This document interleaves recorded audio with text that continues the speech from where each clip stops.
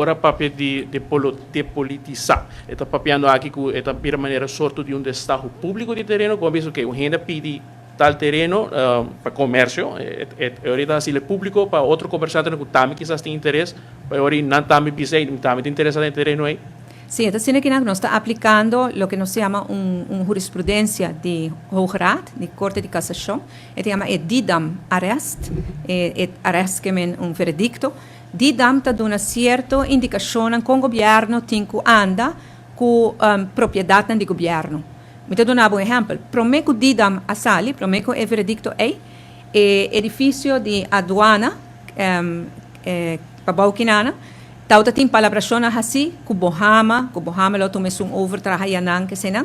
Dorco didam asali, nós mesera para o processo e vai fazer, o que nós chamamos no holandês, didam conforme. Que me encana a procedura de didam pública, que eu estou guardo assim, ante hora mais interessado também por aplicar, ante hora bota tomar uma decisão passar e vai ser. Desde de didam arrest, que está aí passar, me bem belo luna precis, pero desde el didam arrest na hula, no está aplicando didam al pie de la letra. Lo cual ko hay en el terreno promete que sei, bueno, po vai back ribe sei nancy, pero desde el momento bien dilante sí. Mas, por exemplo, o qual de desarrollo mesmo que tem no centro de Cidade de Oranjestad, os por mirar Royal Plaza, por exemplo, que estava uma área bestemda para comércio, para shopping mall, de pronto vai vir condomínio. Conta hasi switch aqui de cambio de bestemming e ore. Conta kana que aqui mirando que a trove pode pegar mais condomínio e ore riba no sistema.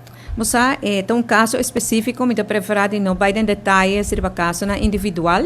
Em geral, se está assim, que se botem certo destinação para o edifício, então bota cambiar. Anterior, bom, mester hasi uma petição para bestemmingswijziging. E tem hobby petição para bestemmingswijziging na dem processo agora aqui, não? Pero não, vai individualmente riba essa aqui. Yeah.